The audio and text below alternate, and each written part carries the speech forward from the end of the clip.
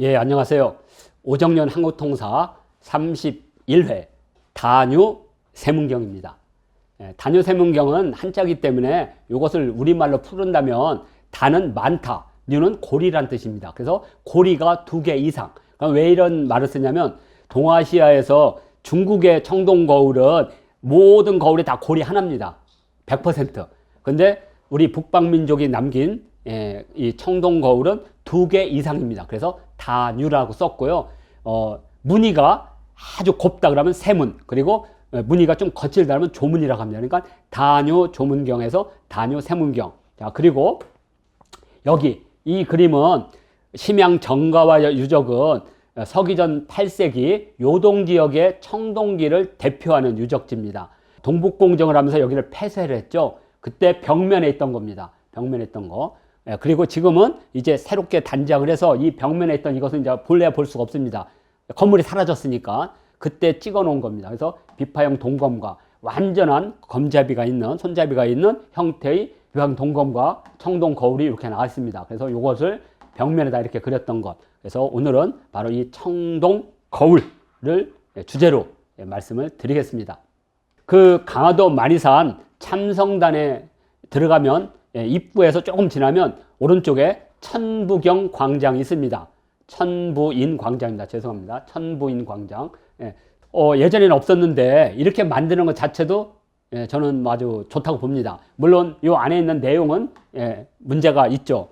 왜냐하면 비파형 동검이 한반도 전역에서 발견되었다라고만 하니까 사실은 만주와 중국 동부에서 동아시아에서 두루 발견되는데 모든 것을 한반도에다 맞추니까. 그렇지만 청동거울, 비파형 동검, 청동방울을 하나의 우리 고조선과 관련된 상징 문화로 이렇게 설정한 것 자체가 저는 아주 이 정도만 해도 그나마 다행이다 이렇게 봅니다. 그래서 이걸 소개해 드리고요. 아마 제가 그 천부인, 그러니까 통사 중에 앞쪽에 천부인을 설명한 게 있기 때문에 그걸 참고하시면 되고, 간단하게 천부인은 다른 기물 세종, 그래서 3종의 기물로 보는 것이 통설이다. 그래서 이렇게 여기 거울, 동검, 방울, 그래서 이것을 우리는 천부인 세계, 그래서 환웅이 하늘에서 내려오면서 지상의 통치권을 받은 그 상징으로서 가진 것이 바로 천부인이다. 이렇게 설명했고요. 주로 고인돌을 중심으로 하는 유적, 물론 고인돌 아니고 뭐 저기 토광묘도 나오고 석관묘도 나오지만 기본적으로 고인돌에서 다 같이 함께 나온다. 공반 유물이라고 합니다. 그래서 거울, 방울, 검. 오늘은 이 부분 거울을 중심으로 설명해 드리겠습니다. 천부인 세계는 이렇게 거울, 방울, 검 이렇게 됐고요. 이제 비교를 한번 해보겠습니다. 이웃 중국의 동경이죠. 그래서 한나라 때 유행을 했거든요. 한나라가 서기전 3세기부터 서기 3세기까지 한 600년 정도 있을 때, 한 500년에서 600년 정도 있을 때 중국의 한식 동경이 유행을 했습니다. 그런데 중국의 한식 동경은 서기전 3세기 이후고 우리 고조선 동경은 서기전 3세기 이전입니다.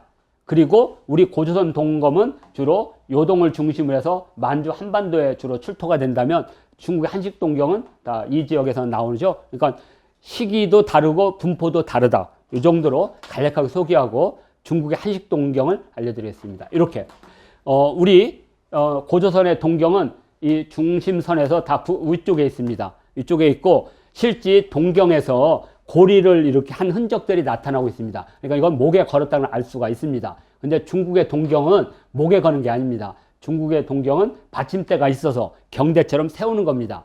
그러니까 이곳은 같은 어떤 종교 의식적인 형태는 있어도 이것은 앉아서 보는 거라면 이것은 서서 보는 거라고 다른 겁니다. 자, 그래서 고리의 위치를 통해서 전혀 다른 동경이 다른 겁니다. 그리고 이러한 고조선의 동경이 실질적으로 BC 3세기, 4세기 전후에서 제나라 쪽에 갔던 방사라고 부릅니다. 방사라는 건 뭐냐면 샤머니즘적 성격을 가지면서 의학이라든지 과학기술을 가진 사람이 퍼져가면서 기술을 전파하고 문화를 전파한 사람을 방사라고 부릅니다. 그 사람들에 의해서 중국으로 유행한 것이 아닐까 이렇게 추측을 할 수가 있습니다. 그래서 우리 고조선 동경은 고리가 위쪽에 있고 중국의 한식 동경은 고리가 가운데 있다. 이것도 차이점입니다. 자, 그리고 고리의 숫자입니다. 중국의 한식 동경은 이렇게 고리에 매는 것이 아니기 때문에, 고리를 걸어서 매는 게 아니기 때문에 만약에 이게 고리가 하나라면 뱅글뱅글 돕니다. 그래서 이것은 경제에다 세우는 거기 때문에 결국에는 고리가 하나입니다. 그렇지만 우리는 목에다 매는 거기 때문에 고리가 2개 이상이 있습니다. 그래서 고리의 숫자도 서로 다르다. 자, 이렇게 하면 되고요. 자, 고리의 무늬입니다. 아주 차이점인데요. 우리 고조선의 동검은 기하 무늬들입니다. 특히 삼각형의 빈 무늬들이 주를 이루고 있습니다. 자, 그런데 중국의 한식 동경은 주로 구체적인 사물들이 그려져 있습니다. 구상무늬입니다. 그러니까 서로 다른 거예요. 왜? 이 고조선의 동경은 빗살무늬 토기 문양, 신석기 문양을 계승한 거고요. 이것은 중국식 채석토기 무늬를 계승한 거기 때문에 그렇습니다. 그 앞 시대에 있었던 토기의 무늬를 계승하니까 이쪽은 구상무늬로 가는 거고 우리는 추상무늬로 가는 겁니다. 이 차이도 명확하게 구분할 줄 알아야 됩니다. 또 하나는 세력권입니다.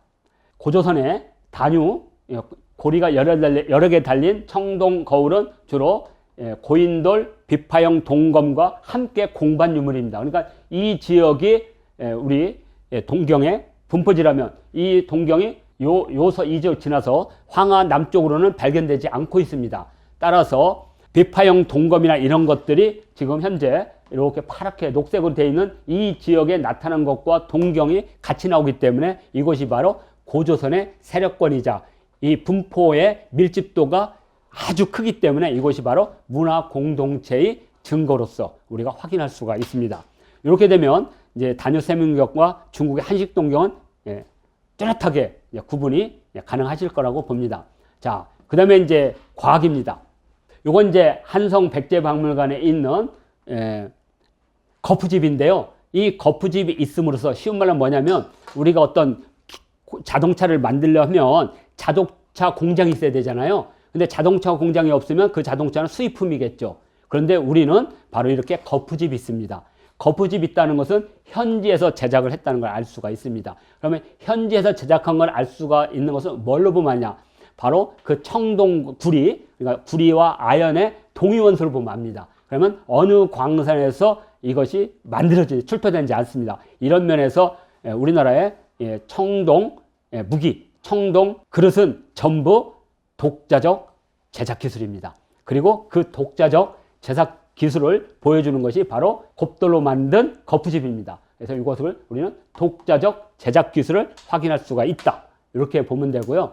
두 번째로는 이 독자적 제작 기술이 있다는 것은 기술 집단이 존재했다는 겁니다. 기술 집단이 존재했다는 것은 어느 정도 신분이나 경제적 기술, 전승 체계, 교육 시스템 이것이 완성이 됐다는 겁니다.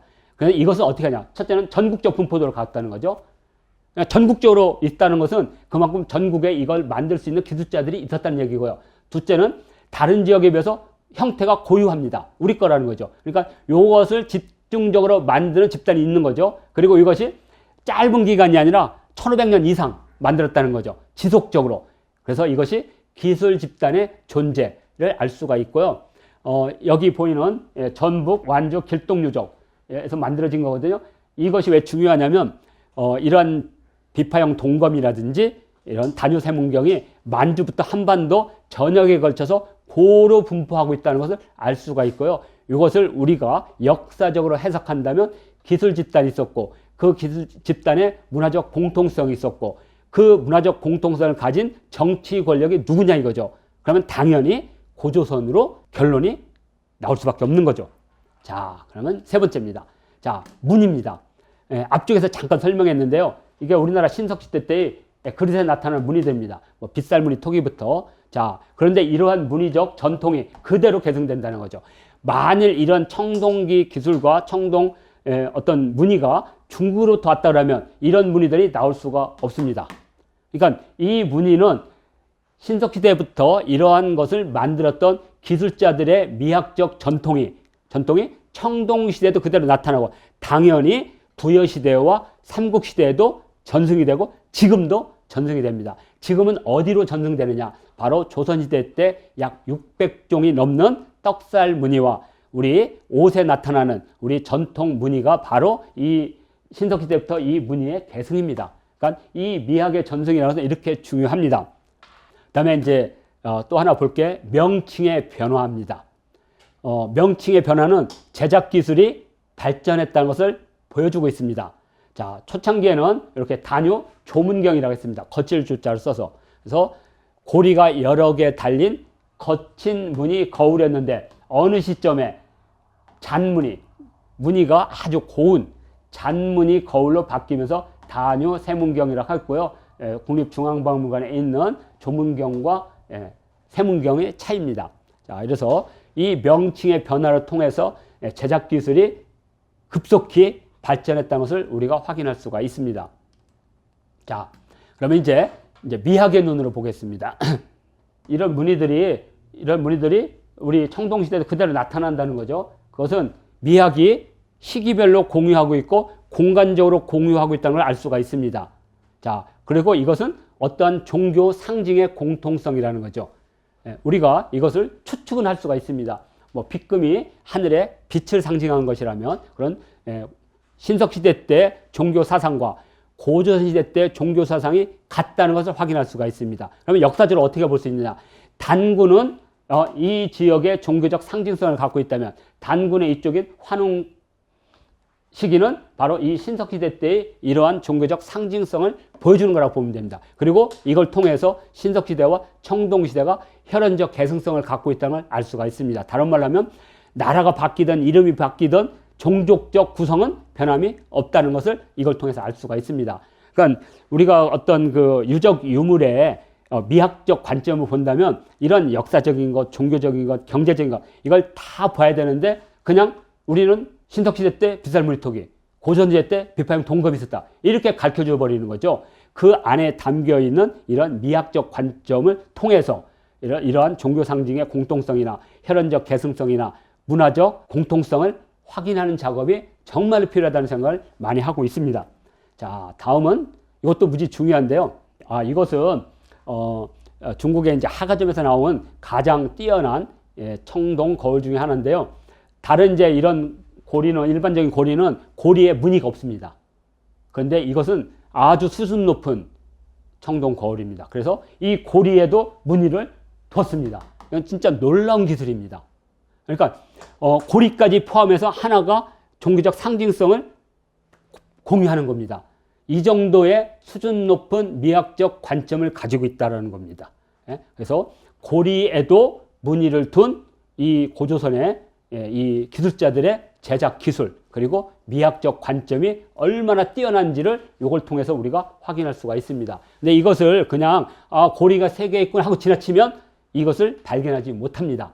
그래서 아주 정밀하고 그 돋보기의 눈으로 이렇게 봐야 됩니다. 그래서 저게도 고리에도 기하무늬가 있구나.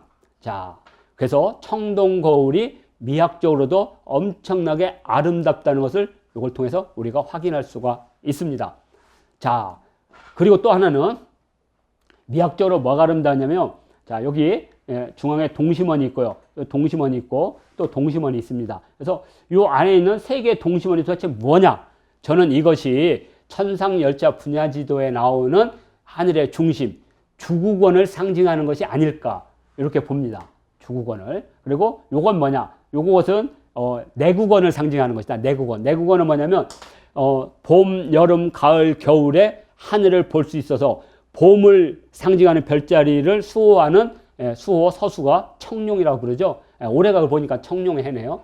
청룡은 12지에 의한 청룡이지만 하여튼 청룡, 남쪽은 뭐 주작, 북쪽은 백호, 그 다음에 북쪽은 현무 이렇게 해서 사신이 동서남북의 별자리를 관장하죠. 그래서 이것을 상징한 것이 아닐까. 그러면 이 마지막은 뭐냐? 그것은 우리가 관측할 수 없는 우주의 외곽에 있는 별자리 이것을 뭐라고 하냐면 외국원이라고 합니다. 그래서 저는 이것이 고대 외국원과 내국원과 주국원을 상징하지 않는가 이런 생각을 합니다. 그래서 이 우주를 이렇게 동심원으로 표현했다고 봅니다. 그래서 그 자체가 엄청나게 아름답습니다. 저는 이 청동 거울 중에 최고의 거울, 이건 이제 국립기명박물관에 있는데 여기에 외곽에 있는 무늬의 삼각형이 진짜 수백 개가 있습니다. 제가 셔보질 않았는데 만일 셔본다면 360개이지 않을까. 제가 이제 언젠가 확인할 겁니다. 360가라면 정확하게 우주를 반영한 것으로 저는 보고 있습니다. 왜냐하면 우리가 천상열차다 분야들을 보면 360개를 다 나눴거든요. 자, 그래서 이렇게 외곽에 이렇게 만들어서 이 동심원이 주는 경외로움, 그죠? 우주적 영감이 담겨 있습니다. 그러니까 중국의 거울과는 근본적으로 다릅니다. 이 거울을 딱 보는 순간 우주가 그냥 그대로 느껴지는, 자, 이것이 다뉴 세문경이 주는 미학적 눈입니다. 자, 또 하나가 있습니다. 자, 뭐냐면 이 세밀한 기하문입니다. 이것은 숭실대 기독교 역사박물관에 소장하고 있는 국보 141호 다뉴 세문경입니다. 자, 이게 왜 유명하냐? 이 지름이 19.6인데, 19.6cm인데, 요 무늬 하나가 0.2mm 됩니다. 2mm 해가지고 모든 이 무늬들이 13,000개가 있습니다. 이것을 주물로 뜬 겁니다. 거푸집에서. 어마어마한 거죠. 근데 이제 저는 이러한 그 세밀한 기하무늬보다 더 중요하게 생각하는 게 있습니다.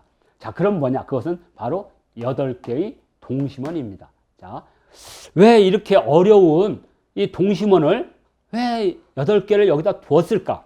자, 한번 보겠습니다. 이렇게 보면 여기에 2개, 여기에 2개, 여기에 2개, 2개. 그래서 8개 있습니다. 근데 이것이 거울 하나에만 이렇게 되는 게 아니라 이렇게 8개의 동심원이 그려져 이렇게 새겨져 있는 거울들이 많이 나오고 있습니다. 그러니까 이 8개는 특수한 목적을 갖고 있죠. 그래서 이것이 우리 고조선 때 우리 환웅 할아버지가 내려올 때 우리가 그 풍백우사 운사와 주곡주명에서 8명의 사람을 데리고 오잖아요. 그래서 이것을 우리 이강식이라는 분께서는 신시조직에서 3만5가 305사제도다. 나중에 이 305사제도가 중국에 건너가서 우리가 얘기하는 삼정승, 그러니까 삼성 육부제로 하죠. 그러니까 그전에는 이제 병부가 없었지만 나중에 병부가 생기면서 삼성 오부제가 삼성 육부제로 변하는 거거든요. 근데 고조선에는 그게 있었다는 거죠. 사만. 그래서 그 사만을 우리 간제 신채호 선생님께서는 마한, 변한, 진한이라고 봤다. 이것을 역사적인 관점으로 보면 삼조선, 막조선, 불조선, 신조선. 그리고 그 신조선의 우두머리를 신한, 진한이라고 불렀고, 막조선의 우두머리를 마한이라고 하고, 번조선의 우두머리를 변한이라고 불렀다. 뭐 이런 식으로. 그러면 그러한 그 세 명의 칸이 다스리는 그런 사만체제 밑에 다시 오가. 그래서 우가라든지 마가라든지 그래서 우가 체제로 해서 이것이 공통적인 통치 시스템이지 않을까. 그러면 8개가 나오고, 또 하나는 고대 금성의 주기인 팔을 상징한 것이 아닐까. 뭐 이런 여러 생각도 합니다. 자, 그래서 아무튼 팔도 중요한 상징성이 있는데, 문제는 이것을 우리가 상수철학으로 말하면 하늘은 구지만 땅은 8이거든요. 그리고 사람은 7입니다. 그래서 7과 7의 배수의 49를 인간 삶의 기본수로 잡았어요. 49를. 그래서 불교에서도 49제를 지내는 거 똑같은 거거든요. 그래서 그러한 땅을 상징하는 상수 8이 바로 방울 8주령으로도 이렇게 나타나고 있습니다. 8주령으로도. 그래서 여기 보면 여기 빛도 8갈래로 나와 있습니다. 그래서 이 8이 그런 의미가 아닐까. 그래서 저는 이 거울에 있는 8개의 동심원이 또 중요한 상징성을 갖고 있지 않나, 뭐 이런 생각을 합니다. 또는 아까 그 큰 거울 이쪽에서는 원이 여기 붙어 있지만 여기는 많이 떨어져 있습니다. 여기가 주국원이면 이게 내국원이 되겠고, 그러면 이게 외국원이 됩니다. 이렇게 외국원을 이렇게 표시했으니까. 그러니까 가장자리에는 표시가 없잖아요. 근데 앞에 볼까요? 여기는 가장자리에 이렇게 표시되어 있잖아요. 이렇게 표시. 그러니까 이것은 이 부분과 이 부분으로 나눌 수 있다라면 아마 여기는 이렇게 주국원, 내국원, 외국원으로 이렇게 구분되지 않을까, 이렇게 구분합니다. 아무튼 이 숭실대 박물관에 있는 국보 141호 다뉴 세문경을 통해서 우리는 8개의 동심원에 대해서도 상징적인 관점을 우리는 확인할 필요가 있다, 이렇게 보고 있고요. 자, 이제 마지막이 될 것 같습니다.